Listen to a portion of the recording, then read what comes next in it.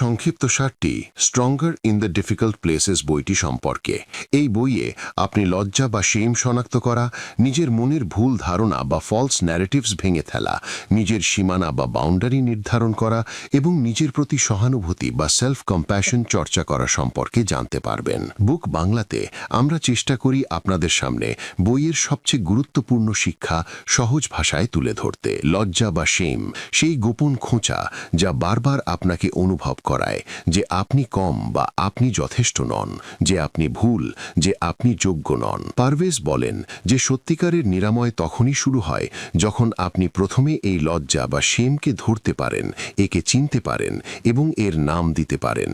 যতক্ষণ এটি আপনার ভেতরে লুকিয়ে থাকে, এটি ধীরে ধীরে আপনার সম্পূর্ণ আত্মসম্মান বা সেলফ ওয়ার্থকে কুড়ে কুড়ে খেয়ে ফেলে। আপনি তা জানতেও পারেন না। কিন্তু যখন আপনি থামেন, এটি পর্যবেক্ষণ করেন এবং বলেন, হ্যাঁ, এটি আমার লজ্জার গল্প, তখন আপনি এর চেয়ে বড় হয়ে ওঠেন।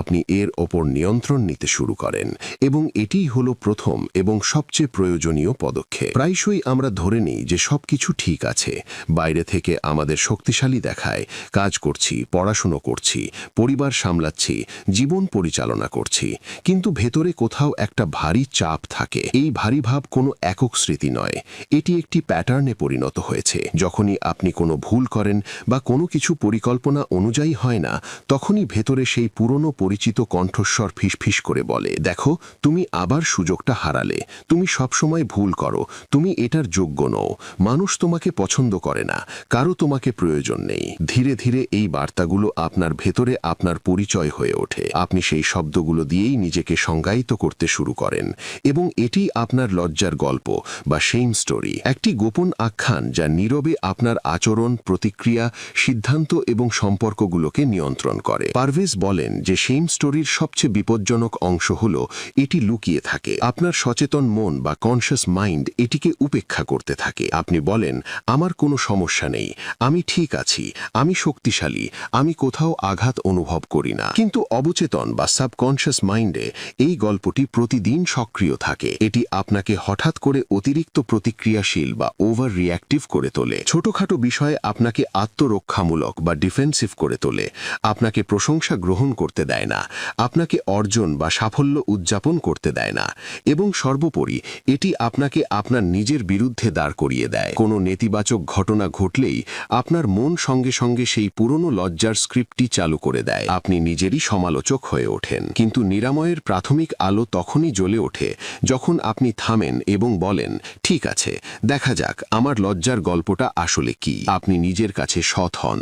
আপনি সেই ভেতরের বার্তাগুলো শোনেন যা আপনি বছরের পর বছর ধরে এড়িয়ে চলেছেন, এবং সবচেয়ে গুরুত্বপূর্ণভাবে আপনি সেগুলোর নাম দেন। হতে পারে আপনার লজ্জার গল্পটি এমন, আমি সব সময় ব্যর্থ হই, আমি কারো যোগ্য নই, আমার কোনো মূল্য নেই, আমি অন্যদের মতো স্মার্ট নই, আমি মানুষকে হতাশ করি, আমাকে একা ফেলে দেওয়া হবে, আমি ভালোবাসার যোগ্য নই। নাম দেওয়া মানে কেবল শব্দে প্রকাশ করা নয়, নাম দেওয়ার অর্থ হল মালিকানা নেওয়া। আপনি স্বীকার করেন যে এই কণ্ঠস্বরটি আপনার আসল পরিচয় নয়, এটি কেবল একটি পুরনো ক্ষত যা বহু বছর আগে তৈরি হয়েছিল এবং আজ পর্যন্ত নিরাময় হয়নি। একবার যখন আপনি এটি পর্যবেক্ষণ করেন, তখন এর পেছনের উৎসটি দৃশ্যমান হতে শুরু করে। আপনি ভাবতে শুরু করেন, এই চিন্তাটি কোথা থেকে এসেছে?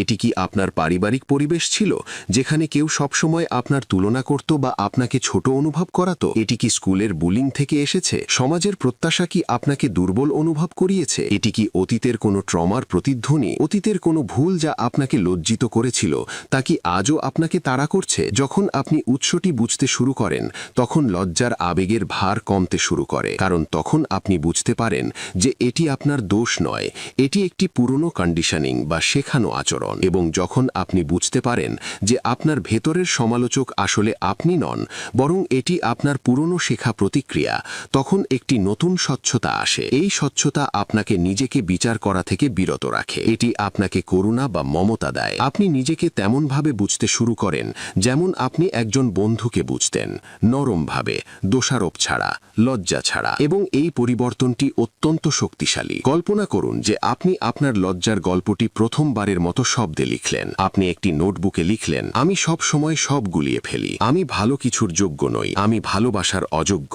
আমি যথেষ্ট নই, মানুষ আমাকে বোঝে না, আমি সবাইকে হতাশ করি, আমি কেবলই অপদার্থ। যেই মাত্র আপনি এটি লিখলেন, আপনার মন এই সত্যটি মেনে নেয় যে এই চিন্তাগুলো আর গোপন নয়, এগুলো এখন প্রকাশ্যে এসেছে। এবং যখন কোনো গোপন জিনিস বাইরে আসে, তখন এর নিয়ন্ত্রণ স্বয়ংক্রিয়ভাবে কমে যায়। এটি একটি অন্ধকার ঘরে টর্চ লাইট জ্বালানোর মতো। অন্ধকার পালিয়ে যায় না, তবে এখন আপনি দেখতে পাচ্ছেন সেখানে কি আছে। এখন আপনি আর একে ভয় পাচ্ছেন না। সেই বিষয়টি আপনার নিরাময়ের শুরু হয়ে ওঠে। আরেকটি শক্তিশালী বিষয় ঘটে যখন আপনি লজ্জার নাম দেন এবং এটি পর্যবেক্ষণ করেন। আপনার ভেতরে আপনি বনাম আপনার চিন্তার মধ্যে একটি ছোট্ট দূরত্ব তৈরি হয়। আগে আপনি ভাবতেন, আমি যথেষ্ট ভালো নই। এখন আপনি দেখবেন, ও এটি আমার লজ্জার গল্প যা আমাকে বলছে যে আমি যথেষ্ট ভালো নই। এই পার্থক্যটি ছোট মনে হতে পারে, কিন্তু রূপান্তর ঠিক এই জায়গা থেকেই শুরু হয়। এই অদৃশ্য ব্যবধান আপনাকে চিন্তা করার একটি নতুন উপায় দেয়। আপনি আপনার চিন্তাগুলোকে ধ্রুব সত্য হিসেবে নয়, বরং অতীতের প্যাটার্ন হিসেবে দেখতে শুরু করেন। এবং এখান থেকেই লজ্জার বাঁধন আলগা হতে শুরু করে। কারণ লজ্জা তখনই শক্তিশালী থাকে যখন এটি অদৃশ্য থাকে, যখন এটি লুকিয়ে থাকে, যখন আপনি এটি লক্ষ্য করেন না, তখনই এটি সবচেয়ে শক্তিশালী হয়। কিন্তু যেই মাত্র আপনি এটি দেখেন, এর নাম দেন এবং এর প্যাটার্নগুলো বুঝতে পারেন, এটি দুর্বল হতে শুরু করে, এর শিকড় পুরি শেষ হতে শুরু করে। এটি আপনাকে আর ম্যানিপুলেট বা নিয়ন্ত্রণ করতে পারে না, কারণ আপনি চিনতে পারেন যে এটি আমার আসল কণ্ঠস্বর নয়, এটি লজ্জার কণ্ঠস্বর। এই সচেতনতাই হলো যে কোনো থেরাপি, সেলফ হেল্প বা নিরাময় যাত্রার শুরুর বিন্দু। সচেতনতা ছাড়া কোনো পরিবর্তন সম্ভব নয়। অনেক সময় মানুষ মনে করে যে লজ্জার গল্প জানলে আমরা আরও দুঃখিত হব, কিন্তু বাস্তবে এমনটা হয় না। ব্যথা চিনতে পারলে ব্যথা বাড়ে না, বরং ব্যথা নিরাময় হতে শুরু করে। ক্ষতে ব্যান্ডেজ তখনই লাগানো হয় যখন আপনি সেটা প্রথমে দেখতে পান। যদি আপনি এটি উপেক্ষা করেন, তাহলে সংক্রমণ কেবল বাড়বে। একইভাবে মানসিক ক্ষতগুলোকেও দেখা দরকার, শোনা দরকার এবং নাম দেওয়া দরকার। কেবল তখনই নিরাময়ের প্রক্রিয়া শুরু হয় যখন আপনি আপনার লজ্জার গল্পটি পর্যবেক্ষণ করবেন। কখনো কখনো আপনি দেখতে পাবেন যে এটি কেবল আপনার সম্পর্কে নয়, অন্য মানুষের কণ্ঠস্বর এতে মিশে আছে। বাবা মায়ের প্রত্যাশা, শিক্ষকদের কথা, সমাজের মন্তব্য, পুরনো বন্ধুদের বিচার। অনেক কণ্ঠস্বর ভেতরে জমে আপনার আসল কণ্ঠস্বর হয়ে উঠেছে। আপনি মনে করেন যে এগুলো আপনার চিন্তা, কিন্তু সত্য হলো এগুলো ধার করা চিন্তা। যখন আপনি নাম দেওয়ার কাজটি করেন, তখন আপনি সেগুলোকে আবার চিনতে পারেন, কোন চিন্তাটি আপনার এবং কোনটি অন্য কারোর কণ্ঠস্বর। এই সচেতনতা মুক্তিদায়ক। লেখালেখি বা জার্নালিং এই প্রক্রিয়াটিকে আরও শক্তিশালী করে তোলে। লেখা আপনার প্রতিরক্ষামূলক বাধাগুলোকে পাশ কাটিয়ে যায়। যখন আপনি একটি বাক্য লেখেন, আমি সব সময় সব নষ্ট করে ফেলি, তখন আপনার ভেতরের লুকানো ব্যথাটি পৃষ্ঠে উঠে আসে। আপনি এটি নিয়ে ভাবতে শুরু করেন, এটা কি সত্যিই সব সময় ঘটে, নাকি এটি আমার মনের অতিরঞ্জিত ভয়? লেখা স্বচ্ছতা দেয়, এটি দৃষ্টিভঙ্গি দেয়, এবং সবচেয়ে গুরুত্বপূর্ণভাবে এটি আপনাকে আপনার গল্পের ওপর ক্ষমতা দেয়। এখন কল্পনা করুন যে আপনি আপনার লজ্জার গল্পটি লিখেছেন এবং তারপর আপনি জিজ্ঞাসা করলেন, কে আমাকে এটি শিখিয়েছিল? আপনার স্মৃতি ধীরে ধীরে পেছনের দিকে যায়। হয়তোবা শৈশবের কোনো ঘটনা মনে পড়ছে, বাড়ির কোনো পরিবেশ, কোনো তুলনা, কোনো অপমান, কোনো প্রত্যাখ্যান, কোনো ব্যর্থতা। এবং তখন আপনি বুঝতে পারেন যে এই চিন্তাটি হয়তো একসময় টিকে থাকার উপায় ছিল, বা সার্ভাইভাল মেকানিজম ছিল, অথবা মানিয়ে নেওয়ার কৌশল ছিল, অথবা সহজভাবে বলতে গেলে তখন আপনার সচেতনতা ছিল না।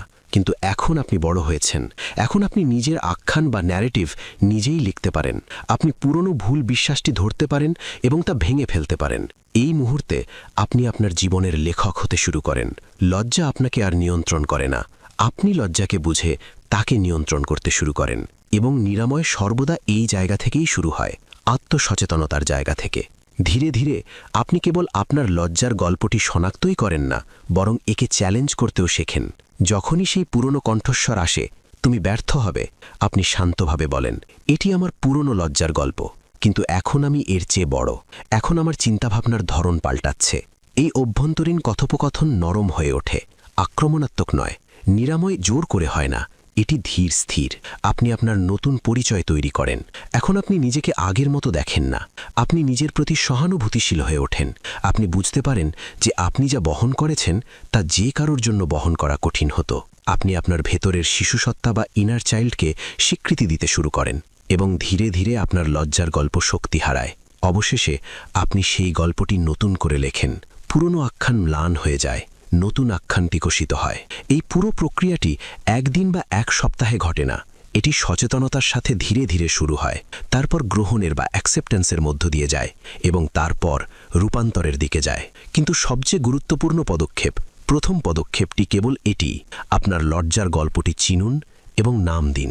যদি আপনি এটি করেন, তবে আপনি ইতিমধ্যেই নিরাময়ের যাত্রায় পা রেখেছেন। আপনি ইতিমধ্যেই আপনার ভেতরের লুকানো শত্রুকে আলোতে নিয়ে এসেছেন, এবং যখন কোনো কিছু আলোতে আসে তখন তা তার শক্তি হারায়। মনে রাখবেন, আপনি আপনার লজ্জার গল্প নন, ওটা কেবল একটি পুরনো স্ক্রিপ্ট। এখন আপনার কাছে এটি দেখার, এটি বোঝার এবং একটি নতুন স্ক্রিপ্ট লেখার ক্ষমতা আছে।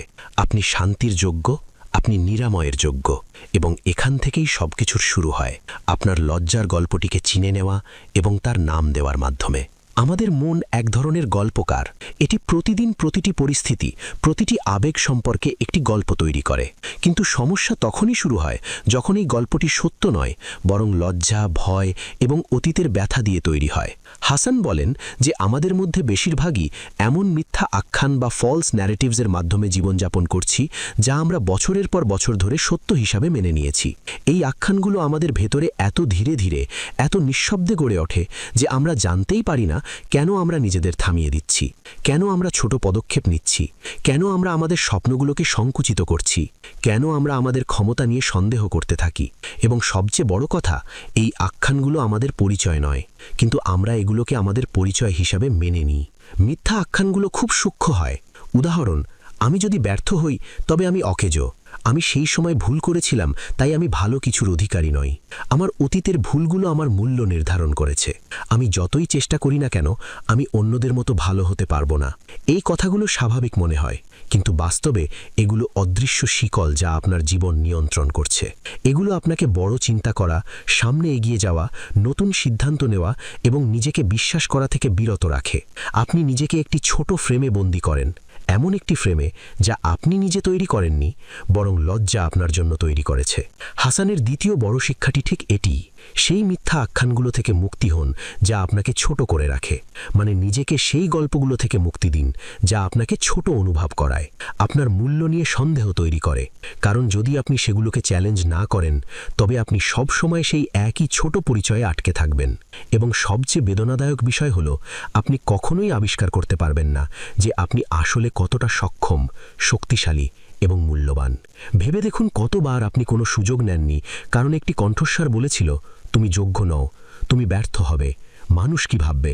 কতবার আপনি ভালোবাসা গ্রহণ করেননি কারণ তাতে একটি আখ্যান ছিল, আমি ভালোবাসার যোগ্য নই, ভালোবাসা পাওয়ার অধিকার আমার নেই, আমার ভেতরে অনেক ত্রুটি আছে। কতবার আপনি প্রশংসা প্রত্যাখ্যান করেছেন কারণ আপনি ভেতর থেকে অনুভব করেছেন, আমি এই প্রশংসার যোগ্য নই। এগুলো সব মিথ্যা গল্প, নিজের তৈরি নয়, বরং লজ্জার তৈরি। লজ্জার কাজই হলো ঠিক এটি: আপনাকে কম অনুভব করানো, আপনাকে ছোট অনুভব করানো, আপনাকে অনুভব করানো যে আপনি আপনার প্রকৃত সম্ভাবনায় পৌঁছানোর যোগ্য নন। লজ্জা আপনার পৃথিবীর চারপাশে একটি অদৃশ্য সীমানা তৈরি করে। বাইরে ভীত, সুন্দর, সফল, ভালোবাসাপূর্ণ যে কোনো কিছু থাকতে পারে, কিন্তু লজ্জা বলে, এই সব তোমার জন্য নয়। আর দুঃখের বিষয় হলো, আমরা এই কণ্ঠস্বরটিকে সত্য হিসাবে মেনে নিই। আমরা বিশ্বাস করি যে এই কণ্ঠস্বরটাই আমাদের বাস্তবতা, আর এই বিশ্বাস থেকেই আমাদের মিথ্যা আখ্যানগুলোর জন্ম হয়। নিরাময় তখন শুরু হয় যখন আপনি চিনতে পারেন, এই আখ্যানটি আমার নয়, আমি কেবল এটি মেনে নিয়েছি। আপনি নিজেকে প্রশ্ন করেন, এটি কি সত্যি, নাকি এটি কেবল একটি গল্প যা আমি বছরের পর বছর ধরে নিরাপত্তাহীনতা এবং লজ্জার কথা শুনে মেনে নিয়েছি। এই প্রশ্নটিই মুক্তির শুরু, কারণ আখ্যানগুলো থেকে বেরিয়ে আসা মানে দড়ির গিঁট এক এক করে খোলার মতো। আপনি যত বেশি পর্যবেক্ষণ করবেন, তত বেশি স্বাধীন হবেন। এখন কল্পনা করুন যে একদিন আপনি আপনার জীবন পর্যবেক্ষণ করছেন। আপনি লক্ষ্য করলেন যে যখনই কোনো চ্যালেঞ্জ আসে, আপনার মন স্বয়ংক্রিয়ভাবে বলে, তুমি সক্ষম নও। এখন আপনি থামেন এবং নিজেকে জিজ্ঞাসা করেন, কে বলেছে এ কথা? এর প্রমাণ কি? আমার কাছে কি প্রমাণ আছে যে আমি কিছু করতে পারি না? এবং ধীরে ধীরে আপনি বুঝতে পারেন, এটি আপনার চিন্তা নয়, এটি অতীতের প্রতিধ্বনি। কোনো পুরনো ব্যর্থতা, কোনো পুরনো কটাষ্ঠি, কোনো শৈশবের স্মৃতি, এই সব মিলে একটি মিথ্যা বিশ্বাস তৈরি করেছে। কিন্তু এখন আপনি বড় হয়েছেন। এখন আপনি সিদ্ধান্ত নিতে পারেন যে সামনে এগিয়ে যাওয়ার জন্য এই কণ্ঠস্বরকে কতটা জায়গা দেবেন। এই উপলব্ধি নিজেই একটি ক্ষমতায়নকারী মুহূর্ত। মিথ্যা আখ্যান বা ফলস ন্যারেটিভস সর্বদা আপনার চিন্তার ভাষায় আসে। উদাহরণ, আমি যথেষ্ট ভালো নই কারণ এই বাক্যটি নিজেই একটি ফাঁদ। এর পরে যা কিছু আসে, একটি পুরনো ঘটনা, একটি ভুল, একটি প্রত্যাখ্যান, সেটি আখ্যানের জ্বালানি হয়ে ওঠে। কিন্তু হাসান বলেন যে সত্যিকারের রূপান্তর কেবল তখনই আসবে যখন আপনি এই বাক্যটিকে একটি বিরতি বা পজে পরিণত করবেন। আপনি নিজেকে জিজ্ঞাসা করবেন, ঠিক আছে, আমি বললাম আমি যথেষ্ট ভালো নই কারণ কেন? সত্যিই কেন? এটা কি কোনো সত্য ঘটনা নাকি কেবল একটি গল্প? আপনি যত বেশি প্রশ্ন করতে থাকবেন, আখ্যানগুলো নিজেদের ভেঙে ফেলতে থাকবে। আমাদের মস্তিষ্ক সবসময় একটি আখ্যান খোঁজে। এটি একটি টিকে থাকার প্রবৃত্তি বা সার্ভাইভাল ইনস্টিংক্ট। কিন্তু একটি অস্বাস্থ্যকর আখ্যান আপনাকে বাঁচতে দেয় না, এটি কেবল আপনাকে সংকুচিত করে। এখান থেকেই আপনার আত্মসন্দেহ, দীর্ঘসূত্রিতা বা গড়িমসি, অতিরিক্ত চিন্তা, ব্যর্থতার ভয়, এই সব কিছুর জন্ম হয়। লজ্জা বলে ছোট পদক্ষেপ নাও, বেশি ঝুঁকি নিও না, স্পটলাইটে এসো না, নতুবা মানুষ দেখে ফেলতে পারে যে তুমি নিখুঁত নও। এবং এই কণ্ঠস্বর শুনে আপনি আপনার স্বপ্নগুলোকে সংকুচিত করেন। যে জীবন আপনি বাঁচার স্বপ্ন দেখেন, সেই স্বপ্নটি কেবল আপনার ভেতরেই থেকে যায়, কারণ আখ্যানটি বলে তুমি এর যোগ্য নও। আপনার বৃদ্ধি তখনই সম্ভব যখন আপনি এই গল্পগুলো শনাক্ত করবেন। আপনি সেগুলো শুনবেন এবং বলবেন, এই গল্পটি এখন আমার কোনো কাজে আসবে না। এই চিন্তা প্রত্যাখ্যান করা কোনো বিদ্রোহ নয়, বরং আত্মসম্মানের একটি কাজ। যখন আপনি কোনো অন্যায্য নিয়ম ভাঙেন, তখন আপনি মুক্ত অনুভব করেন। এটি একই অনুভূতি। মিথ্যা আখ্যানগুলো অন্যায্য নিয়মের মতো, তারা আপনাকে অনুসরণ করতে বাধ্য করে। কিন্তু একবার আপনি সেগুলোকে স্পষ্টভাবে দেখতে পেলে, আপনি সেগুলো ভাঙার শক্তি খুঁজে পান। এই প্রক্রিয়ায় সবচেয়ে শক্তিশালী পদক্ষেপ হল একটি বিকল্প, দয়ালু আখ্যান তৈরি করা। উদাহরণ, যদি আপনার আখ্যান হয়, আমি নিখুঁত নই, তাই আমি কারো ভালোবাসার যোগ্য নই, এখন এটি নতুন করে লিখুন বা ওভাররাইট করুন, আমি মানুষ এবং কেবল মানুষেরাই ভালোবাসা পায়। ভালোবাসা নিখুঁত মানুষের জন্য নয়, এটি আসল মানুষের জন্য।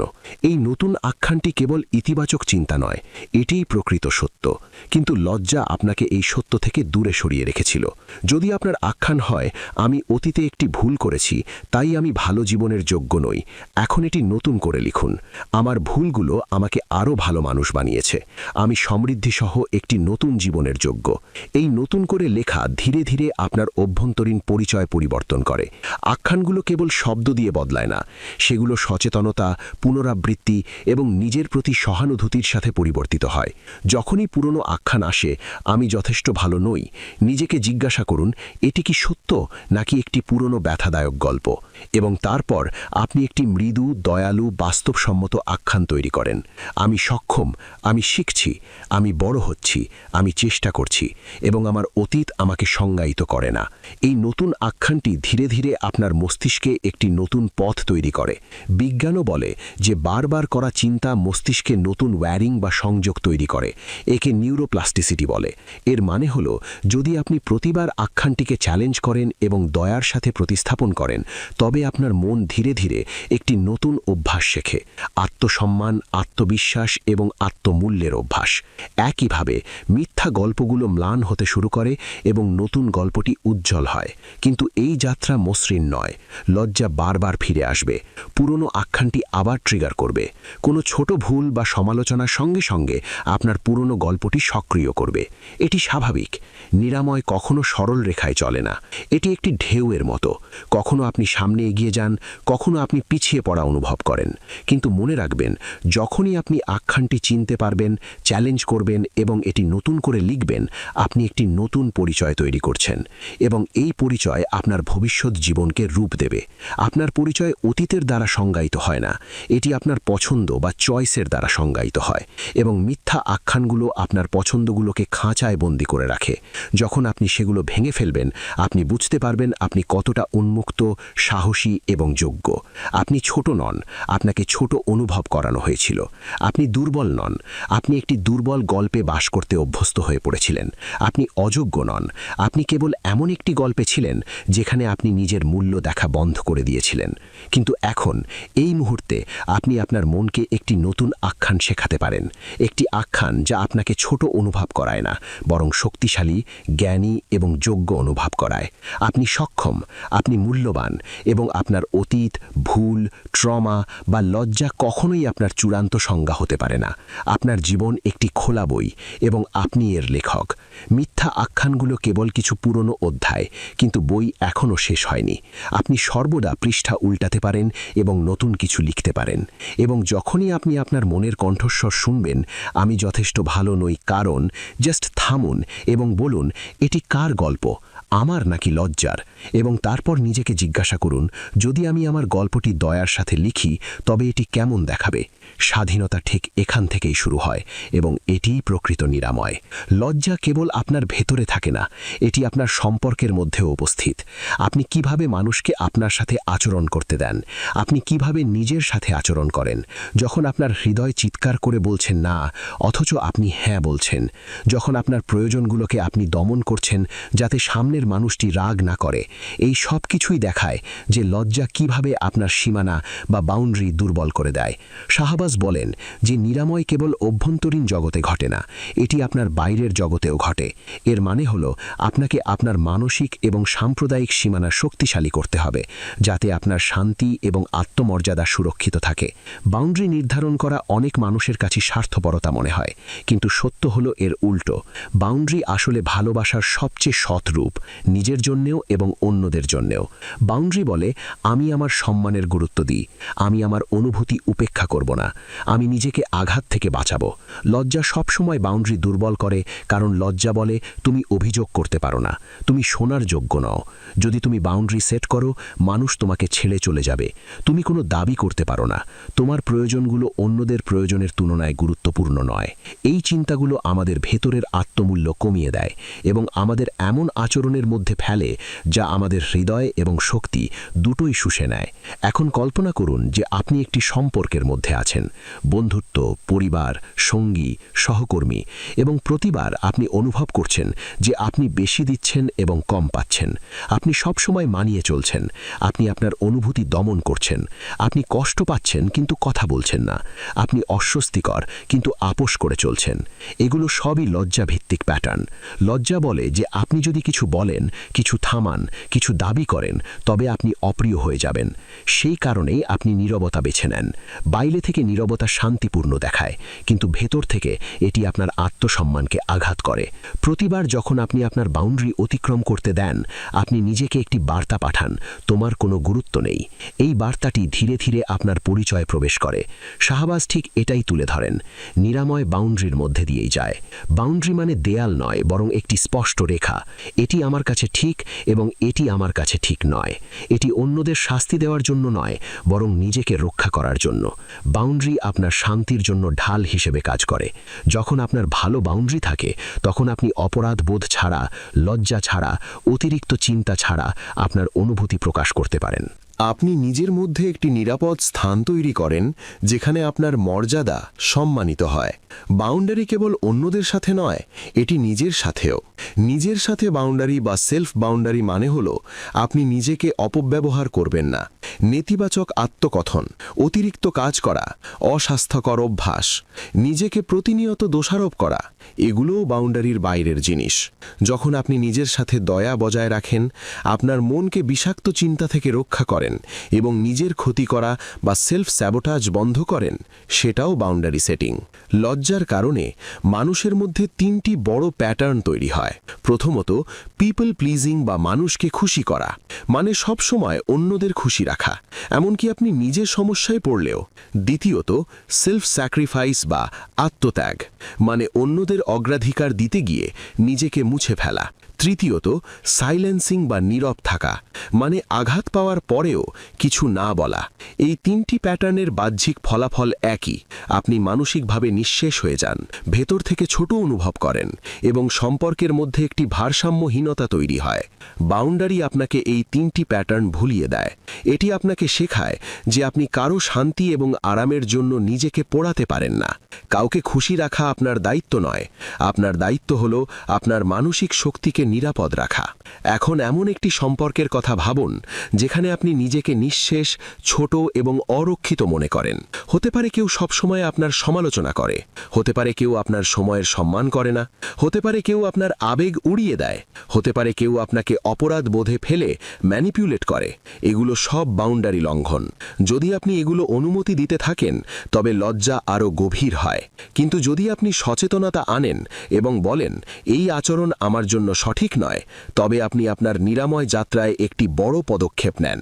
বাউন্ডারি বিভিন্ন ধরনের হয়। মানসিক বাউন্ডারি বলে তোমার অনুভূতি তোমার, আমার অনুভূতি আমার। যদি কেউ তাদের হতাশা বা নেতিবাচকতা আপনার উপর চাপিয়ে দেয়, তবে আপনি একটি বাউন্ডারি সেট করতে পারেন। আমি তোমার কথা শুনব, কিন্তু অসম্মান মেনে নেব না। যোগাযোগের বাউন্ডারি বলে আমি শান্ত এবং সম্মানজনক কথোপকথন চাই। সময়ের বাউন্ডারি বলে আমি সবকিছুর জন্য তাৎক্ষণিকভাবে উপলব্ধ থাকব না। সম্পর্কের বাউন্ডারি বলে আমি এমন আচরণ সহ্য করব না যা আমাকে আঘাত করে। বাউন্ডারি নির্ধারণের প্রক্রিয়াটি অস্বস্তিকর। যদি আপনি কখনো বাউন্ডারি সেট না করে থাকেন, শুরুতে অপরাধবোধ বা গিল্ট আসে। আমি কি অভদ্র হচ্ছি? লজ্জা বলে তুমি বেশি দাবি করছো। মানুষ সরে যাবে। কিন্তু সত্য হলো সুস্থ মানুষ আপনার বাউন্ডারিকে সম্মান করে।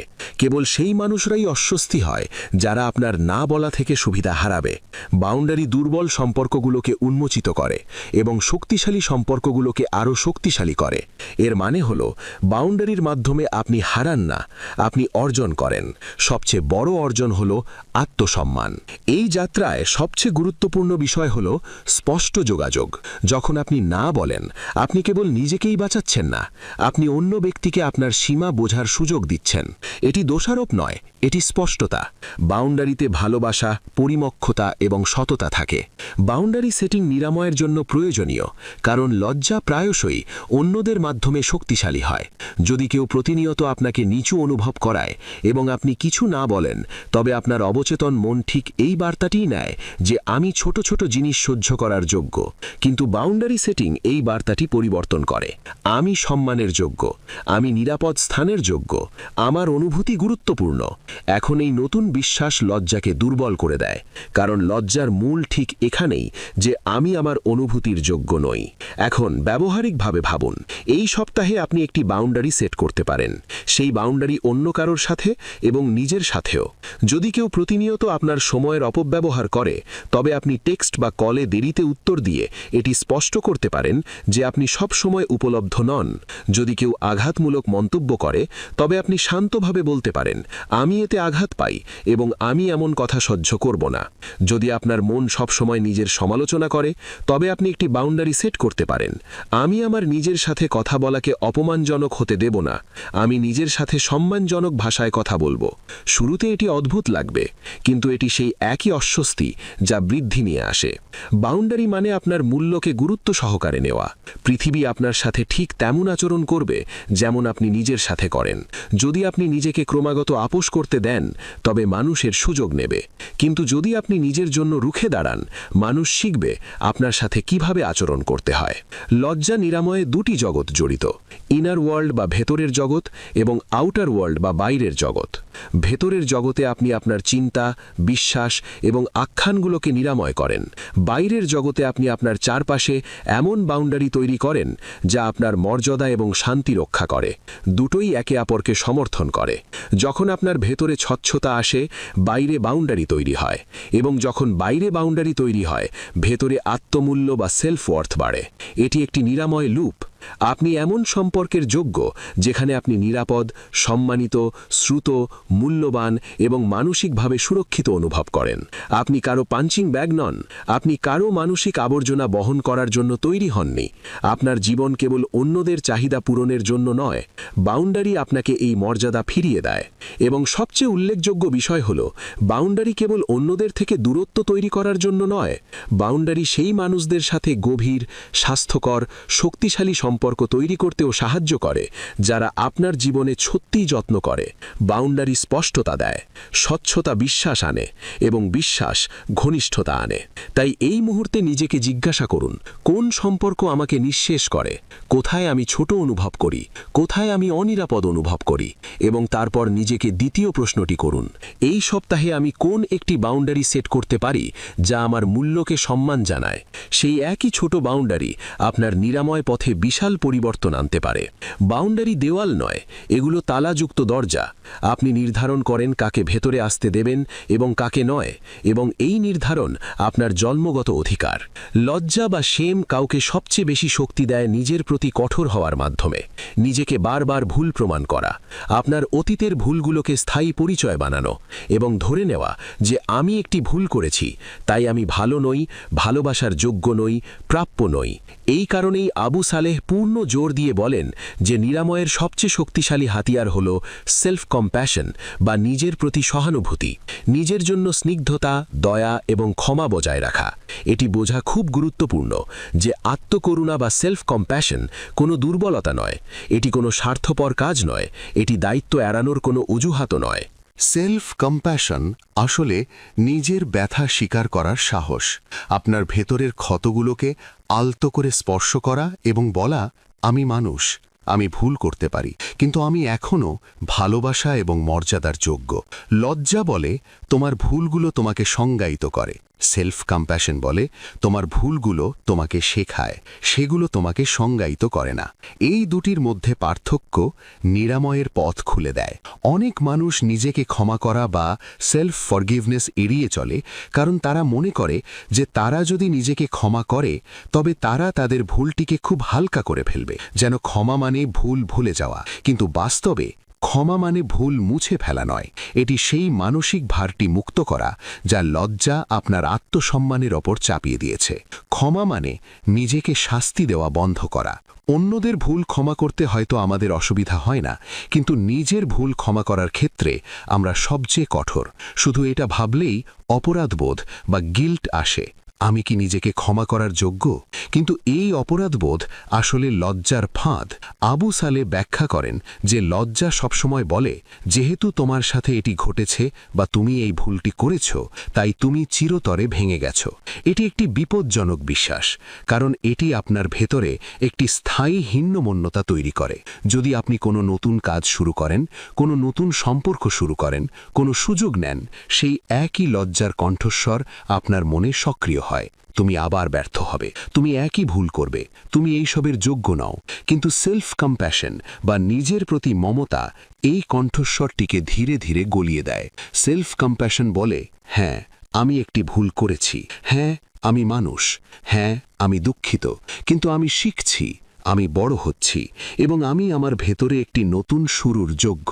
এই মানসিকতার পরিবর্তন আপনাকে লজ্জা থেকে গ্রহণের বা অ্যাকসেপ্টেন্সের দিকে নিয়ে যায়।